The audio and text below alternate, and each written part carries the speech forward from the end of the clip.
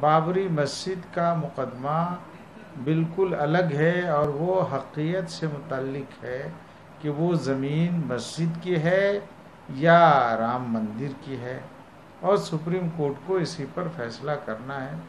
اور ہم لوگوں کا پہلے ہی سے یہ مطالبہ تھا کہ اس مقدمے کی سنوائی جلد سے جلد کی جائے تاکہ اس کا فیصلہ آ سکے، اور کورٹ نے یہ طے کیا ہے۔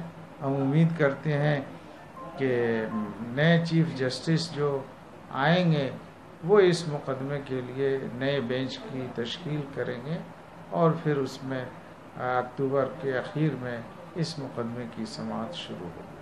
پے در پے کئی فیصلے آئے، ان تمام فیصلوں میں یہ مسلم پرسنل لا بورڈ اور مسلمانوں کو جھٹکا لگا۔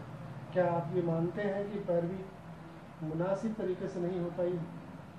دیکھیے، اس میں کہیں سے بھی کوئی پیروی کی کمی نہیں ہے، اور یہ فیصلہ تو بالکل ہی دوسری طرح کا ہے۔ اس میں ایسی کوئی بات نہیں ہے کہ ہم کہیں کہ اس میں پیروی کی کمی ہے۔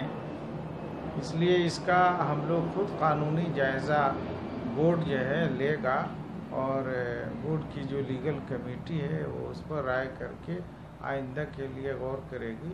لیکن ہمارا کہنا ہے کہ اس مقدمے کا بنیادی طور پر کوئی تعلق بابری مسجد کے مقدمے سے نہیں۔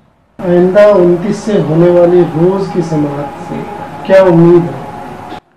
ہمارے مسلم پرسنل لا بورڈ کی طرف سے اور دیگر تنظیموں کی طرف سے جو وکیل ہیں بابری مسجد کی طرف سے، وہ پوری تیاری کیے ہوئے ہیں، اور بحث وہ پوری دلائل اور ثبوت کی بنیاد پر کریں گے۔